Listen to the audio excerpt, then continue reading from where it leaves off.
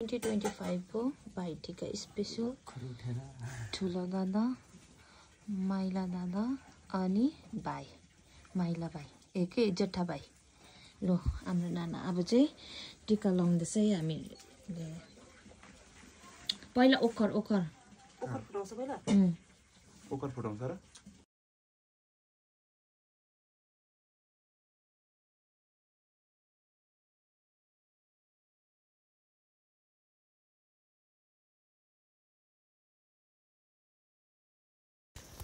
नमस्ते एभ्रीबडी म फेरि पनि आइसकेको छु है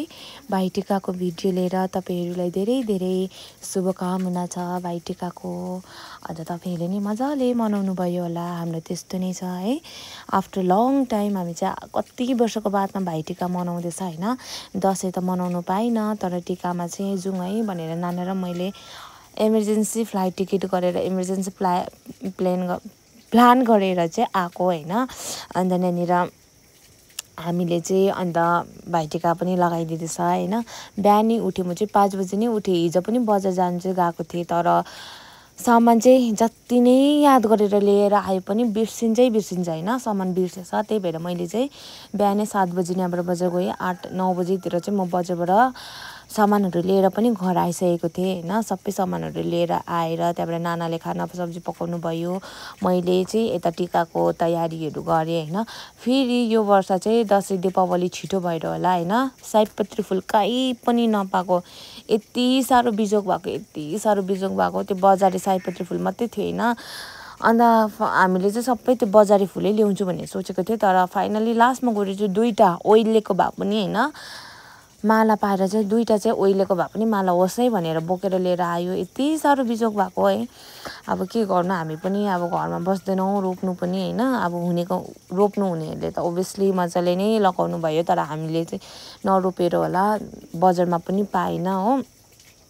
अन्त नानीरा हाम्रो चाहिँ खासमा 4 जनालाई लगाइदिनु पर्छ तर हेर्नु न एक भाइ चाहिँ आएन हैन 3 जनालाई मात्रै लगाइदिँदैछ हामीले चाहिँ त्यही हो अब के भन्नु आजकलको केटाकेटीहरुलाई भाइहरु माइतीले चेलीलाई खोज्नु पर्नेमा चेलीले माइतीलाई खोज्दै हिँड्नु पर्छ हो बोलाउनु पर्छ अब के भन्नु जमानै के हो